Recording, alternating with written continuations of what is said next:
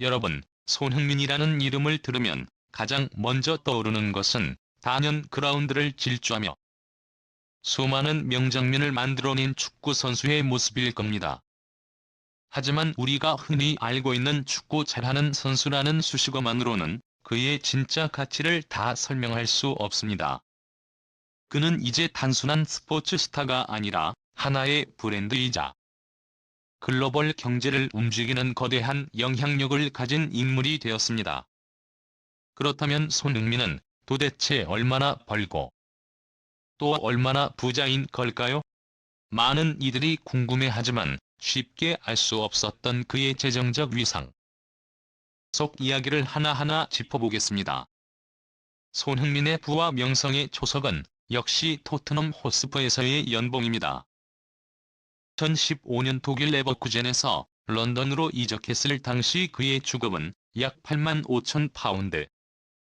당시 환율로 보면 충분히 놀라운 금액이었지만 오늘날 그의 위상과 비교하면 시작에 불과했습니다. 이후 수차례 재계약을 거듭하며 몸값은 꾸준히 오름세를 이어갔고 현재 손흥민은 주급 약 19만 파운드. 연봉으로 환산하면 988만 파운드. 하나로 약 183억 원을 받습니다.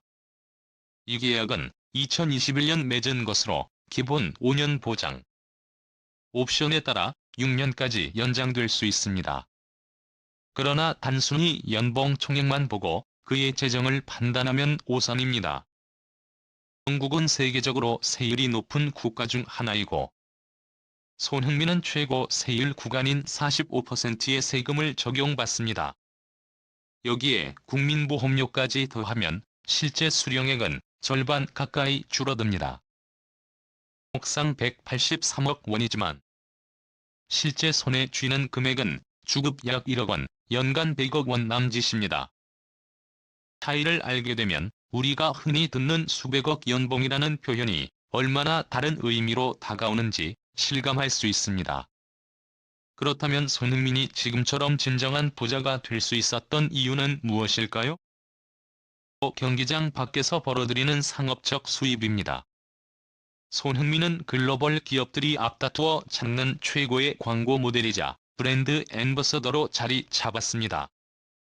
아디다스와의 파트너십은 물론이고 삼성 갤럭시, 버버리, 투미, 켈빈 클라인, 질레트, 타이거 맥주, 그리고 까르띠에와 태그허여 같은 명품 브랜드까지 손흥민의 이름 옆에 붙은 스폰서 목록은 끝을 알 수 없을 정도입니다. 2019년 그의 광고 수입만 156억 원에 달했으며 최근에는 계약 한 건당 80억 원 수준이라는 보도까지 나왔습니다. 이를 종합하면 연간 광고, 후원 수입만 최소 2천억 원 가까이에 이른다는 분석도 있습니다. 단순히 돈을 벌어들이는 차원을 넘어 모델로 등장한 제품은 판매량이 급증했고 한국 정부는 손흥민의 경제적 파급 효과를 약 2조 원에 달한다고 추산하기도 했습니다. 이제 그는 단순한 모델이 아니라 브랜드의 이미지를 바꾸고 시장의 흐름을 주도하는 존재가 된 것입니다. 한 포트폴리오를 보면 그가 얼마나 철저히 계획적인 투자자이기도 하는지 알 수 있습니다. 손흥민은 런던의 고급 주거지 햄스테드에 위치한 고가의 아파트를 비롯해 서울 강북과 강남 곳곳에 주요 부동산을 보유하고 있습니다. 트리마지 아파트, 압구정 신현대 아파트, 최근에는 400억 원대 청담 에테르노 펜트하우스까지 소유했다는 소식은 많은 이들을 놀라게 했습니다. 단순히 살 집을 구입하는 차원이 아니라 장기적인 가치 상승을 고려한 전략적 투자인 것이죠. 여기에 슈퍼카 컬렉션도 빼놓을 수 없습니다. 단 499대만 제작된 페라리 라페라리. 가치는 무려 178억 원에 달합니다. 여기에 아우디 R8, 벤틀리, 마세라티, 레인지로버 등 수십억 원대 차량들이 그의 차고를 채우고 있습니다. 또한 파텍 필립, 롤렉스, 까르띠에, 태그허여 같은 세계적인 명품 시계들을 즐겨 착용하며 럭셔리 라이프 스타일을 완성합니다. 많은 팬들이 가장 궁금해하는 건 앞으로 그의 커리어가 어떻게 전개될지입니다. 언론과 전문가들의 분석을 종합하면 크게 두 가지 시나리오가 있습니다. 첫 번째는 미국 메이저리그 사커 진출입니다. 로스앤젤레스 FC와의 이적설이 대표적인데, 만약 현실화된다면 손흥민은 연간 1,500만 달러에서 2,000만 달러, 한화로 200억 원에서 270억 원에 달하는 연봉을 받을 수 있습니다. MLS 전체에서도 리오넬 메시 다음 수준으로 단순한 돈을 넘어 세계 최대 상업 시장인 미국에 진출한다는 상징적 의미가 큽니다. 그의 브랜드가 아시아와 유럽을 넘어 북미까지 확장된다면 글로벌 위상은 더욱 견고해질 것입니다. 두 번째는 사우디 프로리그 이적 시나리오입니다.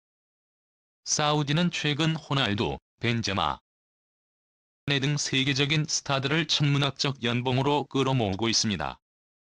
손흥민 역시 연간 최대 730억 원까지 가능한 계약을 제시받을 수 있다는 전망이 나오고 있습니다. 게다가 사우디는 소득세가 면제되기 때문에 명목상 연봉이 곧 실수령액으로 이어진다는 점도 매력적입니다. 결국 선택은 두 갈래입니다. 그래서 브랜드 확장으로 세계적 스타의 입지를 강화할 것인가? 아니면 사우디에서 커리어 후반에 세대적 부를 쌓을 것인가?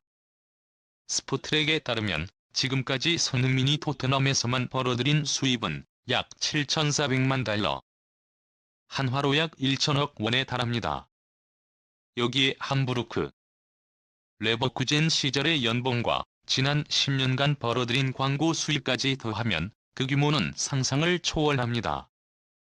2025년 현재 추산되는 손흥민의 순자산은 약 7,500만 달러에서 9천만 달러, 즉 1천억 원에서 1,200억 원 수준입니다. 물론 이는 포브스가 발표하는 세계 톱10 운동 선수들의 연간 수입에는 미치지 못합니다. 그 기준은 최소 연간 1억 달러 이상이어야 하기 때문입니다. 하지만 한국이라는 무대에서 보자면 손흥민은 이미 독보적입니다.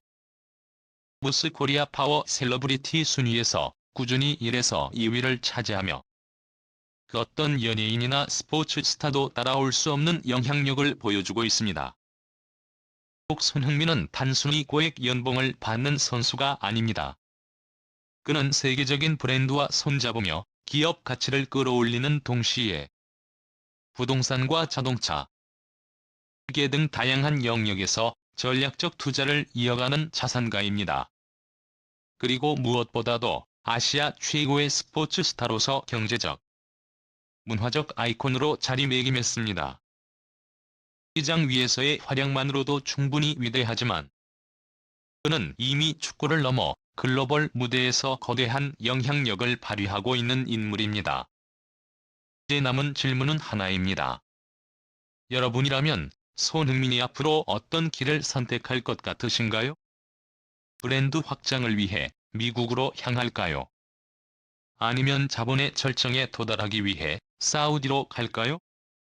어떤 선택을 하든 손흥민이 만들어낼 다음 장면은 분명 전 세계인의 주목을 받을 것입니다. 그리고 우리는 그 과정을 지켜보며 또 한 번 손흥민이라는 존재의 무게를 느끼게 될 겁니다.